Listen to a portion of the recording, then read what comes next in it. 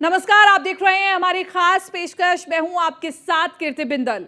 प्रधानमंत्री नरेंद्र मोदी की दूसरी सरकार ने 4 साल पूरे कर लिए हैं। इसके साथ ही मोदी सरकार का कार्यकाल अब 9 सालों का हो गया है। इस दौरान सरकार ने कई बड़े कदम उठाए हैं, जिसका लोगों की रोजमर्रा के जीवन पर काफी असर पड़ा है। देखिए यह खास रिपोर्ट।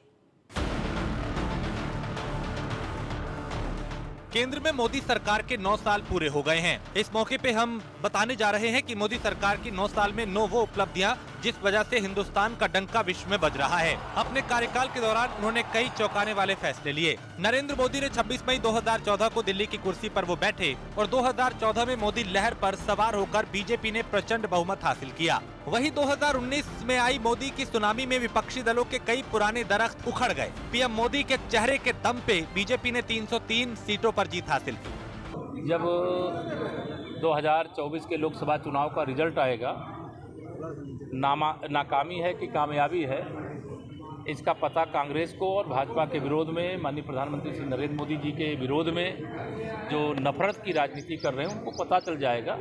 और मैं यह मानता हूं कि लोकसभा अगर उत्तर प्रदेश में हूं, मैं उत्तर प्रदेश से हूं, तो माननीय प्रधानमंत्री जी के संसदीय क्षेत्र सहित उत्तर प्रदेश के सभी 80 के 80 संसदीय क्षेत्रों में मुझे पूरा विश्वास है कि जनता का आशीर्वाद प्राप्त होगा और भारतीय जनता पार्टी का कमल जिस स्पीड से यूपी में खिलेगा उसी प्रकार से हिंदुस्तान में। कांग्रेस 2014 में केंद्र में आई मोदी सरकार ने इस दौरान कई बड़े फैसले लिए। आम जनता को लाभ पहुंचाने वाली योजनाओं से लेकर इंफ्रास्ट्रक्चर में बड़े निवेश समेत कई निर्णयों ने मोदी सरकार की स्वीकार्यता को बढ़ाया। इन 9 साल में भारत दुनिया की 5वीं सबसे बड़ी अर्थव्यवस्था बन गया। 2014 में जब पहली बार नरेंद्र मोदी जी प्रधानमंत्री बने तो उन्होंने मुख्य रूप से बातें तो बहुत सारी उन्होंने देश की निर्माण की दृष्टि से कही, और मुख्य रूप से अपना एजेंडा जब घोषित किया तो उन्होंने कहा कि हमारी सरकार गरीबों को, गांवों को, किसानों को, युवाओं को, महिलाओं को, वंचित वर्ग है उनके लिए समर्पित रहेगी। और दूसरी बात है कि उन्होंने बड़ी बात ये कही कि मैं प्रधानमंत्री नहीं हूँ, मैं प्रधान सेवक हूँ। आप ये देखें कि बाकी अन्य चीज़ों पर न भी विचार किया जाए, इन दोनों विषयों को लेकर के उन्होंने बराबर योजनाएं बनाई, चाहे वो जनधन योजना हो, उज्ज्वला हो, स्वच्छता का विषय हो, यानी अनेक ऐसी लगभग 300 साढ़े 300 योजनाएं हैं जिनको लागू भी किया गया और जिनका असर आम आदमी तक पहुंचा। और आज 9 साल के अंदर जो सामान्य जन है उसको एक राहत महसूस होती है। आइए जानते हैं मोदी सरकार के 9 साल में क्या कुछ बदला। 2014 में स्वच्छ भारत अभियान की शुरुआत। 2015 में पीएम आवास योजना को तेजी से आगे बढ़ाने का फैसला लिया गया। 2016 में नोटबंदी का फैसला कर पीएम मोदी ने सभी को चौंका दिया। 2017 में देश की अर्थव्यवस्था को तेज गति देने के लिए जीएसटी लागू करने का फैसला। 2018 में पात्र लाभार्थियों के लिए आयुष्मान भारत योजना की शुरुआत। 2019 में जम्मू कश्मीर से आर्टिकल 370 को हटाने का फैसला। 2020 में राम मंदिर निर्माण के लिए ट्रस्ट का गठन किया। 2021 में कोरोना से बचाव के लिए स्वदेशी वैक्सीन के जरिए टीकाकरण अभियान की शुरुआत। 2022 में डिजिटल इंडिया के सपने को पूरा करने के लिए 5G सेवाओं की शुरुआत। महात्मा गांधी के स्वच्छ भारत के स्वप्न को पूरा करने के लिए प्रधानमंत्री ने 2 अक्टूबर 2014 को स्वच्छ भारत अभियान शुरू किया। इस अभियान को सफल बनाने के लिए देश के सभी नागरिकों को इस अभियान से जुड़ने की अपील की। प्रधानमंत्री के इस अभियान से मृदुला सिन्हा, सचिन तेंदुलकर, बाबा रामदेव, शशि थरूर, अनिल अंबानी, कमल हसन, सलमान खान, प्रियंका चोपड़ा जैसे कई दिग्गज हस्तियां जुड़ी। प्रधानमंत्री आवास योजना की शुरुआत 25 जून 2015 को हुई। इस योजना को शुरू करने का मकसद था कि देश के हर गरीब को अपना मकान बनाने के लिए सरकार की तरफ से आर्थिक मदद की जाए। प्रधानमंत्री आवास योजना अथॉरिटी के अनुसार शहरी और ग्रामीण दोनों क्षेत्रों में 30 मिलियन से अधिक घरों का निर्माण किया गया। 8 नवंबर 2016 तो याद ही होगा। इसी दिन प्रधानमंत्री मोदी ने नोटबंदी जैसा बड़ा फैसला लिया। पीएम के इस फैसले पे कई तरह के सवाल खड़े हुए और विपक्षी दलों ने सरकार के इस फैसले पर विरोध भी किया, लेकिन केंद्र की मोदी सरकार अपने फैसले पर अड़ी रही। 1 जुलाई 2017 को देश में जीएसटी लागू हुआ। 30 जून और 1 जुलाई की मध्यरात्रि को संसद के सेंट्रल हॉल में आयोजित समारोह में प्रधानमंत्री मोदी ने इसे लॉन्च किया। सरकार के इस फैसले पे विपक्ष ने विरोध किया, लेकिन सरकार अपने इस फैसले पर पूरी तरह से अडिग रही। देखिए भारत कहां से कहां पहुंच गया। अभी टिम कुक आए थे ना, एप्पल कंपनी के मालिक, उन्होंने क्या कहा, India is a digital great growing market for us. तो जो भारत में एक्सपोर्ट बढ़ा है, तो आपको जानकर एक संख्या खाली मैं बता दूं, 2014 में भारत के 78% मोबाइल बाहर से आते थे, 78%, और आज भारत के आवश्यकता का 99% मोबाइल मेड इन इंडिया से आता है। अब 1-8% कुछ लोग बाहर का मोबाइल लेते होंगे, उनको अब शुभकामनाएं। तो उसमें नौकरी मिली, उसमें टैक्स आ रहा है, उसमें इन्वेस्टमेंट आ रहा है। अप्रैल 23 में भारत में 1,87,000 करोड़ का रेवेन्यू आया है जीएसटी से, हाईएस्ट एवर, 1,87,000 करोड़। और सिर्फ 20 अप्रैल को 28 करोड़ रुपए आए हैं एक दिन में, हाईएस्ट एवर। और कांग्रेस के मित्रों, जीएसटी जब आती है तो राज्य को भी तो फायदा होता है। वो सारी सूची हमारे पास है। तो आज देश की इकोनॉमी क्लियर हो रही है, क्लीन हो रही है। डायरेक्ट बेनिफिट ट्रांसफर में 22-23 में 6,68,435 करोड़ रुपए, 6,68,435 करोड़ रुपए सीधा बैंक अकाउंट में भेजे गए गरीबों के। लगभग 45 करोड़ बैंक अकाउंट खुला है। 312 स्कीम में, और कितना सेव किया गया? 2,73,093 करोड़ रुपया सेव किया गया, जो बीच के लोग मार लिया करते थे। और दूसरा, फिनटेक मूवमेंट में आपको जानकर मुझे खुशी होगी ये बताते हुए कि भारत का जो फिनटेक मार्केट है वो दुनिया का सबसे बड़ा है, वन ऑफ द बिगेस्ट है। $50 बिलियन 21 में था और 25 तक बढ़ के $150 बिलियन हो जाएगा। केंद्रीय वित्त बजट 2018 में आयुष्मान भारत की घोषणा की गई, जिसके 2 मुख्य स्तंभ हैं, जिसके तहत देश में 1 lakh health and wellness centres स्थापित करना और 10 करोड़ परिवारों को स्वास्थ्य बीमा कवच से जोड़ना। भारतीय इतिहास में 5 अगस्त का दिन स्वर्णिम अक्षरों में अंकित है, जब संविधान के अनुच्छेद 370 को समाप्त कर दिया गया। 5 अगस्त 2019 को राज्यसभा में ऐतिहासिक जम्मू कश्मीर पुनर्गठन अधिनियम 2019 पेश किया गया, जिसमें जम्मू कश्मीर राज्य से संविधान का अनुच्छेद 370 हटाने और राज्य का विभाजन जम्मू कश्मीर और लद्दाख के रूप में 2 केंद्र शासित क्षेत्र बनाने का प्रस्ताव किया गया। केंद्र सरकार की तरफ से कहा गया कि जम्मू कश्मीर की केंद्र शासित क्षेत्र में अपनी विधायिका होगी, जबकि लद्दाख बिना विधायी वाला केंद्र शासित क्षेत्र होगा। मोदी सरकार के इस फैसले को देश की बड़ी उपलब्धि माना जाता है। करीब 3 दशक लंबे आंदोलन के बाद अयोध्या में राम जन्मभूमि पर मंदिर निर्माण का रास्ता 2019 में तब साफ हुआ, जब सुप्रीम कोर्ट ने राम मंदिर के पक्ष में फैसला सुनाया। इस फैसले के बाद मंदिर निर्माण की पूरी प्रक्रिया और प्रबंधन के लिए एक ट्रस्ट की स्थापना की जरूरत पड़ी। तब सुप्रीम कोर्ट के निर्देश पर श्री राम जन्मभूमि तीर्थ क्षेत्र के नाम से एक न्यास भारत सरकार ने स्थापित किया। देश में कोरोना का पहला मामला आने के लगभग 1 साल बाद 16 जनवरी को भारत में सबसे बड़े टीकाकरण अभियान की शुरुआत हुई, जिससे जीवन अस्त व्यस्त करने वाली जानलेवा महामारी से उबरने की राह पर चलने की शुरुआत हुई। भारत स्वदेशी वैक्सीन बनाकर देश के लोगों को बचाया। इसके साथ ही वसुदेव कुटुंबकम का भाव दिखाते हुए विदेशों को भी वैक्सीन भेजी। पीएम मोदी ने 5G सेवाओं का शुभारंभ 1 अक्टूबर 2022 को किया। देश के 500 शहरों तक 5G सर्विस पहुंच गई। ये अपने आप में देश के लिए एक बड़ी उपलब्धि है। साफ है कि सरकार के प्रयास और दूरसंचार कंपनियों के सहयोग से 5G के विस्तार की रफ्तार देश में तेज हो गई है। आज 5G के साथ भारत पहली बार टेलीकॉम टेक्नोलॉजी में ग्लोबल स्टैंडर्ड तय कर रहा है। पीएम मोदी के कार्यकाल में जनता के स्वच्छ भारत अभियान के तहत गाँवों और शहरों में 12 करोड़ शौचालय बने। मोदी सरकार की जनधन योजना के तहत देश भर में 48.93 करोड़ लोगों ने अपने बैंक खाते खुलवाए। ये खाता 0 बैलेंस के साथ शुरू हुआ और मुद्रा योजना में लोगों को बिना गारंटी सस्ता ऋण दिया गया। इस योजना के तहत अब तक 40.82 करोड़ लोगों को 23.20 लाख करोड़ का कर्ज दिया गया। जन आरोग्य योजना के तहत 4.44 करोड़ लोगों का इलाज हुआ। इसके साथ ही किसान सम्मान निधि योजना के तहत देश भर के 12 करोड़ किसानों को हर साल 6,000 रुपए की सहायता राशि दी जाती है। केंद्र की मोदी सरकार हर घर जल योजना के तहत अब तक 11.66 करोड़ परिवारों को पीने का साफ पानी मुहैया कराया है। वहीं कोरोना महामारी के दौरान शुरू हुई कोविड टीकाकरण में अब तक 220.67 करोड़ वैक्सीन की डोज लगाई जा चुकी हैं। जाहिर है ये देश के प्रधानमंत्री की दूरदर्शी सोच है, जिस वजह से भारत विश्व के वैश्विक मंचों पर अपनी धाक जमा रहा है।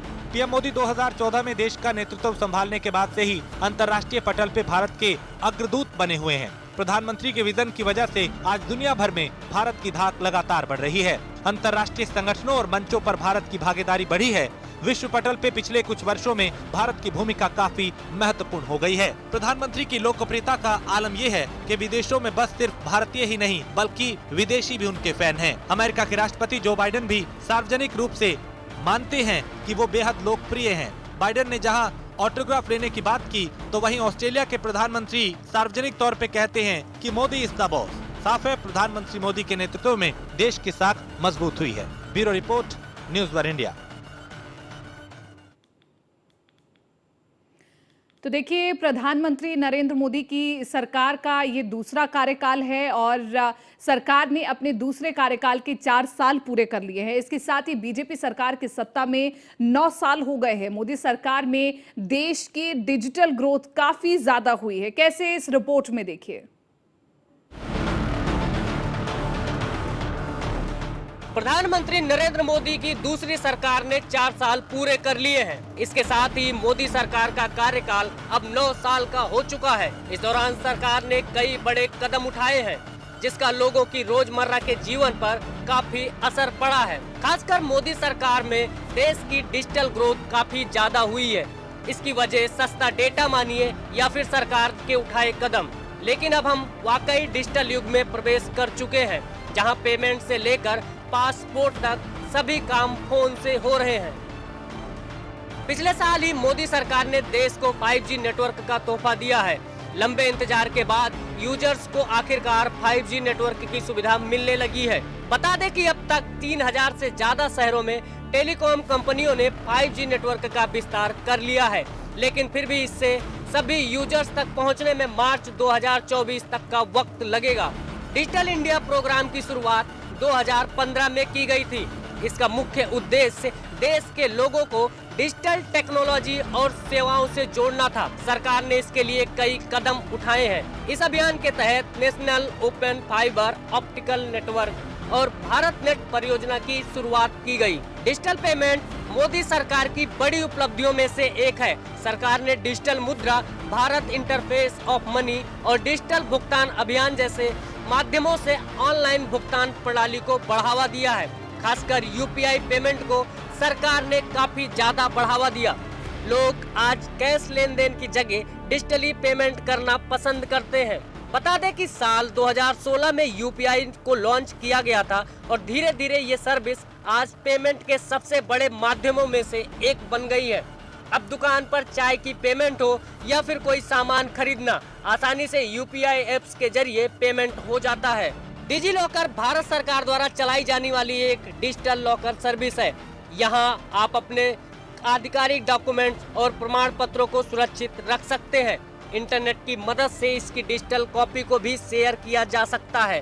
कोरोना महामारी के समय भारत सरकार कोविन ऐप लॉन्च किया था। इस ऐप की मदद से लोगों को अपने आसपास मौजूद कोविड पॉजिटिव मरीजों की संख्या, कोरोना से संबंधित आधिकारिक जानकारी और कोविड वैक्सीन की डोज तक की जानकारी मिल रही थी।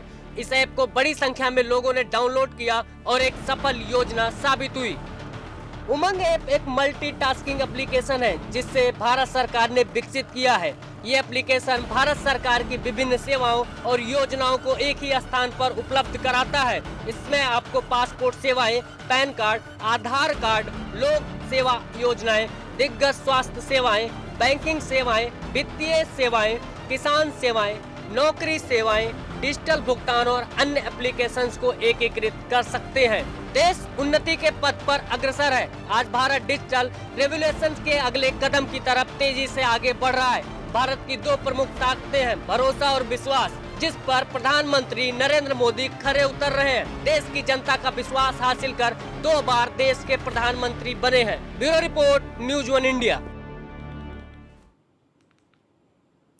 कूटनीति में यूं तो हाव भाव और अंदाज का आकलन ही बहुत कुछ कहता है, लेकिन अगर स्पष्ट शब्दों में कुछ कहा गया तो बात ही अलग है।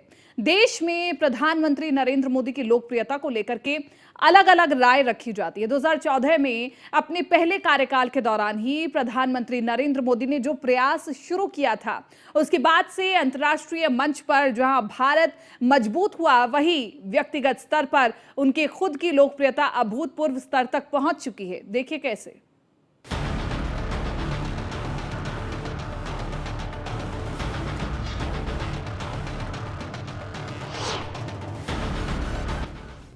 अमेरिका, रूस से लेकर यूएई तक पीएम मोदी के फैन 13 देश ने उन्हें कई तरह से सम्मान दिए हैं, जो किसी भी देश के लिए गौरव की बात है। प्रधानमंत्री ने एक ग्लोबल लीडर के रूप में अपनी जो पहचान बनाई है, उससे देश के गौरव को 4 चांद लगा है। पीएम मोदी अपनी लोकप्रियता को भुनाना अच्छी तरह से जानते हैं। उन्होंने अपनी संवाद शैली से सबको अपना दीवाना बना रखा है। पीएम मोदी के धाक विश्व के मंचों पर किसी अन्य देशों के प्रधान से बहुत बड़ी है। 26 मई 2014 को जब पहली बार पीएम मोदी ने प्रधानमंत्री पद की शपथ ली थी, इस दिन को आज 9 साल बीत गए हैं और बीते 9 साल से वो देश के प्रधानमंत्री के रूप में अपनी भूमिकाओं को निभा रहे हैं। भारत के प्रधानमंत्री की हैसियत से विभिन्न देशों के साथ कूटनीतिक यानी डिप्लोमेसी, व्यापार और रक्षा संबंधों को बढ़ाने के लिए उनके देश पहुंचे पीएम को बीते सालों में कई देशों ने अपने सर्वोच्च सम्मान से भी सम्मानित किया है। इस रिपोर्ट में हम प्रधानमंत्री को मिले सर्वोच्च सम्मान के बारे में जानकारी दे रहे हैं। साल 2016 में किंग अब्दुल अजीज सैश सऊदी अरब का सर्वोच्च नागरिक सम्मान।